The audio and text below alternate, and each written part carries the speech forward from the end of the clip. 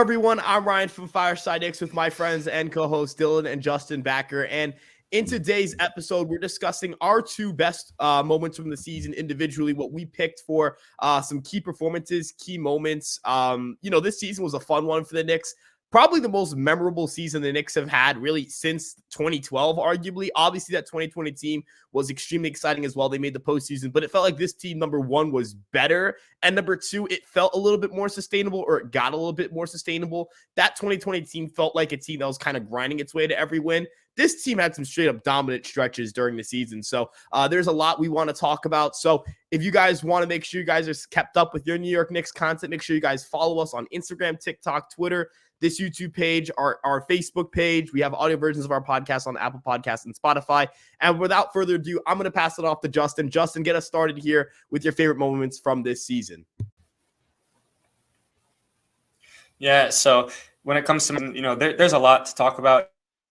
You could say like the 8-game win streak at the beginning of the year, the other 8-game win streak or 9-game win streak, I should say, after Josh Hart got traded, but I'm going to stick to more like individual performances with this one. And for an honorable mention, I just want to address Randall's 57-point performance against Minnesota. The only reason it didn't make the cut was because it did come in a loss, and I don't want any negative connotation or whatever to hang over that. You know what I mean? This is a fun video. I want the vibes to be good because someone will call it out. Someone will say, Justin, the Knicks lost that game. You shouldn't talk about this. Randall lost us that game. Somebody will say that. So, I'm just going to – an honorable mention goes to that game. It was easily the best individual performance of the team this season. One of the best individual performances in the NBA really this season. He had 57 points, 51 through three quarters. I mean, he was just nuclear that night. Unfortunately, the Knicks lost that game. So I'm just going to jump into my other two moments, which are another one of Randall's, actually. It's his 43-point performance and a game winner against Miami, which I believe was in March. In my opinion, this is his best performance of the season. He was locked in from the jump. Typical first quarter dominance from Randall. Goes into the fourth quarter, and he has this label where he's not exactly a clutch player, and I mean the stats back it up. Statistically, he is one of the worst fourth quarter players in the NBA. But he hit that insane game winner against Miami in a pivotal game too. They had just played like an excruciating game against Boston that they thugged out and won. So I think that game was just awesome. It was awesome to see him hit a game winner and kind of break that label for a second. Break the not clutch label, I guess. And Mike Breen obviously had the double bang, the rare double bang, the big moment, whatever. I thought that was awesome, and that one also stuck with me a little bit personally because I'm a Knicks fan that lives in South Florida, so all of my peers out here are Heat fans. So at the time I was doing some victory laps. I loved that at the time. Obviously, they got the last laugh. They beat us in the playoffs. We're not talking about that right now, though. So, but yeah, that's my first moment. I thought that was awesome. That was great. And my other favorite moment is something from the beginning of the season. In like the first week of the season, Jalen Brunson against the Hornets, I call it like his breakout game. Everyone kind of knew like through the first couple of games we had seen that like, okay, this guy's a gamer. He's pretty good. But this was like his breakout game. He was clutch in the fourth quarter and overtime. I believe he had 27 points, 13 assists. Really good game. Like that was kind of like, and I feel like that was like the first game where everyone kind of realized, oh, we have a player here. You know what I mean? Like, oh, this guy's pretty good. You know what I mean? Because there were still some doubters at the time. Some people were like, oh, he's overpaid, this, that, whatever. And I feel like that game kind of put him in the spotlight in a good way. And it kind of like was kind of like a welcome to New York moment. You know what I mean? Like kind of like gave the Knicks fans some hope for the future. Like, oh, this isn't just some any other point guard. This guy's really good. This is a gamer. This is someone we can build around, stuff like that. I thought that was a remarkable performance. I was jumping up in my room watching that game. I almost lost my head on the ceiling fan, jumping up so high, watching him drain threes in overtime in the fourth quarter. So, that was a really fun moment for me. And those are my favorite moments this season so far. Not so far. Those are my favorite moments of last season. So, yeah. I want to pass the mic over to Dylan and hear his moments now. Right. So, first off, those are two very good moments. Those were awesome games this past season. I thought, Jalen Brunson's breakout game was awesome. I agree that was a really good game. But my two personal favorite moments, I'm going to start with the first one. Manuel Quickly's 38-point performance against Boston in double overtime.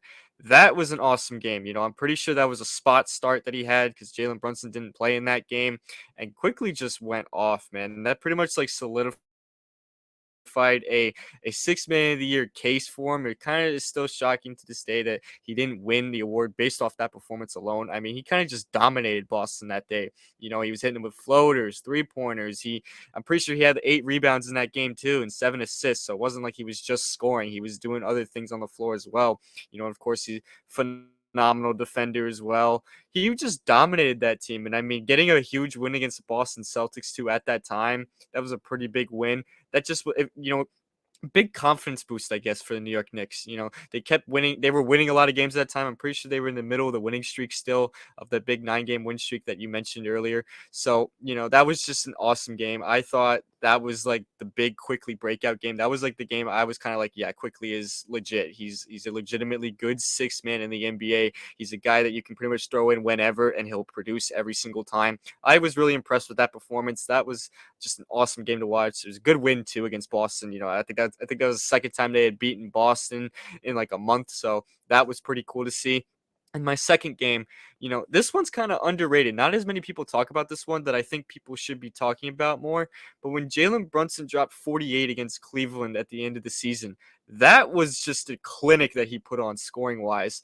Him and Donovan Mitchell had that little battle in the first half where I think Brunson had 30 points and Mitchell had like 24. They were going back and forth, but then, Brunson continued to just dominate in the second half, and they ended up beating Cleveland by like 14 points, if I remember correctly. And that game for me not only solidified like Brunson as like a star point guard in this league, but also it kind of made me feel like, okay, we can handle this Cleveland Cavaliers team if we face them in the postseason. And sure enough, we handled them, not just handled them, but pretty much manhandled them. I mean, we beat them in 5 games. Like we took them pretty easily. You know what I mean? So that being said, I mean that's a game that I think was really good for not only Jalen Brunson but just the New York Knicks in general. It made the Knicks feel like, okay, we got a guy that can not only score this many points on any given night, but do this against a team, a playoff team, a team that was pretty much like, we knew we were going to end up playing Cleveland in the playoffs at the time. It was pretty clear that that was going to end up who we were going to end up facing. So just seeing that performance, the scoring clinic he put on from, 3-pointers, mid-ranges, floaters, everything. I mean, they couldn't guard Brunson. They could not guard Brunson. Simple as that. If you put Mitchell on him or Garland on him, I know they're not good defenders, but it didn't matter who they threw on Brunson. He was cooking them. He was giving him buckets every which way. And I mean, that was just really fun to watch. Not as many people talk about that game as I think people should, because that was a really, really good game from Brunson. I know it was at the end of the season, and the Knicks pretty much had a playoff spot pretty much all but locked up at that time.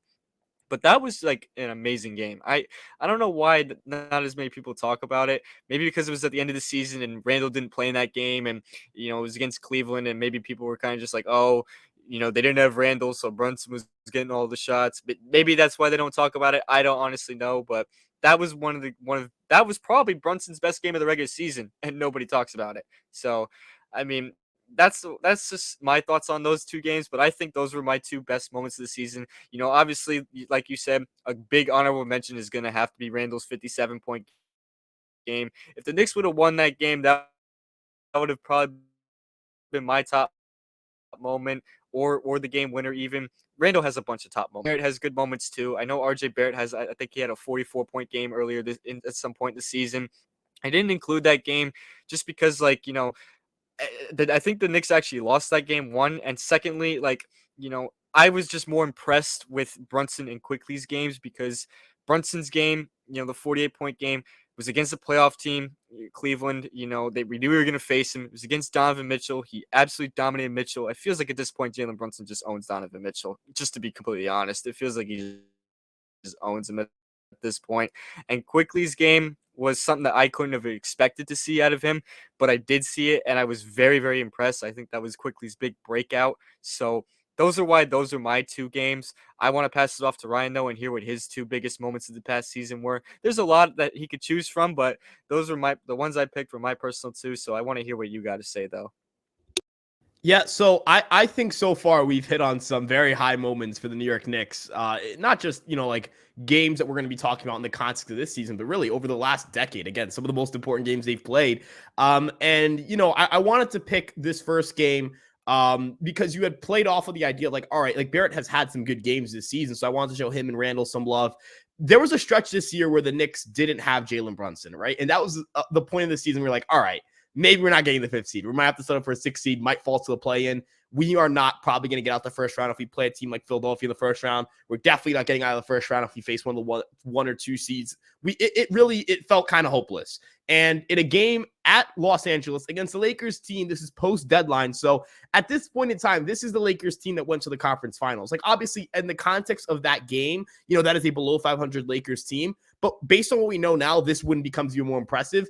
The Lakers drop this game to the Knicks. The Knicks are able to pull out a win. Randall and Barrett go off for 30 points each, but Barrett goes off for 20 in the second half, 8 of 17 from the field. The Knicks are able to pull off a big win in LA, kind of, get themselves, back in the win column without Jalen Brunson. I think that's always going to be a huge game. Any game you get without your star player, and you see a performance like that from Barrett and Randall, that game felt like a 2020 game. And I mean that in an endearing sense. Like, that game felt like, hey, you know what? Randall and Bear were asked to carry this team, and that's exactly what they did. The Knicks scored 112 points that day. Roughly half of them, or a little bit over half of them, came from Julius Randle and RJ Barrett. I think that's remarkably impressive. So that's one of those that I think that deserves a mention on this list. And then to me, this is where I felt like the Knicks season changed, and that's that game against the Nets, where the Nets come into Madison Square Garden. Let me paint this picture in a way that people can really understand. Number one, the Knicks are not, the Knicks have, historically speaking, the last decade have not played well against the Nets, right? The Nets have had the Knicks number. It doesn't matter who they play. They had that huge lead against the Nets when they had a couple of stars out, and they still blew it, right? Like, the Knicks have had trouble handling the Nets for a decent amount of time. Obviously, that's become a source of chirping for the last few years between the two New York fan bases, or I guess the New York and New Jersey fan base. I'm sorry, the Nets are not a New York team. But Josh Hart, second game as a Knick, goes off for 30 points, has an unbelievable game. Jalen Brunson is frying Mikal Bridges on the other side. The Knicks that game was within 3 points in the entering the second half. And then after that, the Knicks just exploded. Josh Hart going for 30. I feel like that was the day where you're like, yeah, this is the guy we got. Like, this is the guy we got at the deadline. There was still some speculation about whether the Knicks did enough. But at this point in time, this really sparked the Knicks as like, yeah, now with Josh Hart, this team can beat some guys and they can make some noise in the playoffs. And that's exactly what they did. Josh Hart, obviously, big shot I wanted to mention, obviously, that one in game one where he puts the Knicks ahead. It looks like the Knicks are falling behind. They're going to blow that game. They've struggled to close out games. And Josh Hart was a difference. And in this game, the Knicks are struggling to close it out. They blow a big lead in the first quarter. They let the Nets back in the game. And Josh Hart explodes and brings them, just close the game out, shuts the door on the Nets. I think that type of mentality, the type of play Josh Hart brought to this team, it's hard to just quantify by points per game. A lot of the impact metrics really like Josh Hart, and I think that aligns with the eye test tells you. In basketball, sometimes, you're using the eye test to try to make observations, and you're checking the data to see if it backs up. Sometimes, it doesn't align all the time, but Josh Hart, in this case, it aligns perfectly. The impact metrics, the eye test, this game really sparked the Josh Hart role with the New York Knicks. So overall, I felt like that was one of the most, not just one of the most fun games to watch, but one of the most important and, significant in terms of impact and what it meant to the team for the Knicks this season. But I thought you guys had great picks as well. Justin, tell me about, how you feel about some of these picks. Which picks do you feel like Dylan and I made that, you resonate with? Do you have any pushback on any of these? I kind of want to hear your thoughts on this. Yeah, I agree with all those. I think there was a lot of great moments from last season. You could mention really anything. We could have made like a top 15 moments list, really, but we just stuck to 2 moments for the sake of the video. So we're not here for an hour and a half. But last season probably had more great moments alone in that season than the last 5 seasons combined, if we're being completely honest. You know what I mean? So and there was some great moments, like you said, in 2021 when the team made the playoffs and whatnot. But I don't know, last season just felt different. There was something different about that team. Like I said, we could be here all day talking about it. You could talk about the 9-game win streak that showed up right when Josh Hart did. The 8-game win streak in the beginning of the tone for the rest of the year, really. What else? You mentioned Barrett's game against Toronto, I believe, and his game against not you didn't mention his game against Toronto, but you talked about Barrett, and he had a couple great moments too. He had a game against Toronto, like I said. He had the game against Chicago where I believe he had like 44 or something in that game, something crazy like that. He was on one that game. A lot of great individual performances, a lot of great team performances. We could have talked about the playoff series win too. We could have talked about Brunson just closing that game out, masterpiece. You know what I mean? So there was a lot of great moments last season. I think there are more great moments ahead in 2024. I think next season will be even better. I'm hoping next season will be even better. I don't see why it won't be. But I think you guys hit on some great points. And we could be here all day, like I said. But yeah, I want to hear what Dylan has to say now, though. Yeah, no, definitely. I mean, like you said, there were a lot of good moments this season. I mean, we didn't even mention this one, but Obi Toppin, Quentin Grimes, and Emmanuel Quickly each having 30 points. We didn't even mention that one. It was like first time a trio had that kind of points in a game, I think, ever, or like very rare occurrence. I don't have the exact stat in front of me, but that was something cool, even though that was an end of the season game and kind of just a filler game because we already had our playoff spot locked up. That was still a cool moment there. Like you said, the playoff series is, all the playoff games. Jalen Brunson's 30 points at MSG in the playoffs, first guy to do that since Carmelo Anthony. That was another cool moment. There were a lot more good moments than bad moments for the first time in quite a while, which is something very refreshing for us Knicks fans. Knicks fans have had it rough the past decade, only seeing the playoffs twice. And, having this season just felt refreshing. Finally had a season of good basketball and just fun play. We saw guys that were actually worth watching every single night or every other night. You know what I mean? It just, like I said, it felt refreshing. It didn't feel like we were watching guys that were struggling to score points or struggling to get wins or, barely scratching wins or anything like that. No, it felt like this team held their own. It felt like they held their own. It felt like they played really well together. It just felt fluid and fun to watch. Of course, there were low moments in the season, but every team has low moments at some point. There were a lot of high moments, though. A lot of great games, a lot of great individual performances. Pretty sure the Knicks had four 40-point performances or something like that this past season from an individual. I don't have the exact number. I just know it was more than like twice. So, that's something very cool too. Randall had a bunch of games where he just dominated the first quarter.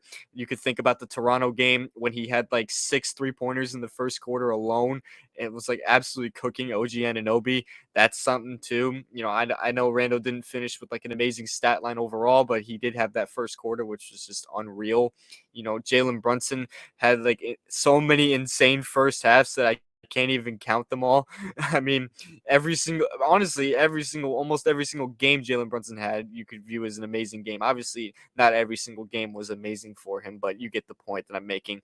And just overall, I just thought it was a good season overall. I thought there were so many good moments. Having Josh Hart, of course, like you said, his 30-point game and many other games that he provided just impactful rebounding, impactful scoring, some late game heroics, all that stuff was just really fun to watch. I mean, there are countless more moments I could think about from this past season and reminisce on and say how good they were. But, like Justin said, we'd be here all day if we did that because there were so many of them this season. So, we're not gonna sit on them too long, but it's good to look back on them and just realize how good of a season they actually had and kind of look forward to next season. They made good additions in the offseason, adding Dante DiVincenzo. Yeah, they moved away Obi Toppin, but I still think this team is much better now than it was last season. So I'm looking forward to next season. I think there's going to be a lot more fun moments ahead of us, whether it's from Jalen Brunson, Julius Randle, or from the other guys like Dante DiVincenzo or Emmanuel Quickly. I think every single one of these guys are capable of producing that type, at least one game where we look back on and go, wow, that guy absolutely dominated that game, absolutely dominated the other team and just put on a show. I think every single one of these guys is capable of having a game like that. So overall, it was just really fun to watch. I'm going to pass it off to Ryan, though, to kind of give his final thoughts on it. And, if there's any other moments that we might not have mentioned that he wants to mention. And yeah, go for it. Yeah, I think the biggest takeaway here is that this was a season full of a lot of really good moments for the Knicks, right? And that's something that, quite frankly, I mean, if you're a Knicks fan, you haven't really been able to say much of for any given season. It's not just like a 25-point game by like a journeyman veteran who shouldn't be on the team, right? It's Jalen Brunson consistently cooking other guys, right? It's Julius Randle. Sometimes he can just play a form of bully ball that's just stupid, right? Like it's crazy, and I mean that in a great way. Like Randle is just he is a volatile player. But it's like those highs can be so high, even though you deal with those lows. There's a reason why he's an all NBA player twice, right? Even with all those lows, those highs are just remarkable. And, RJ Barrett, his ability to go off on, scoring wise, we can talk about his defense, but he can put up points, man. And then ultimately the big thing here, just the amount of young guys that had big games, right? Like that Quentin Grimes game against Indiana, obviously the Quickly game at Boston, right? Like that should have been the game I think that should have given them the 6th man of the year, but that's neither here nor there.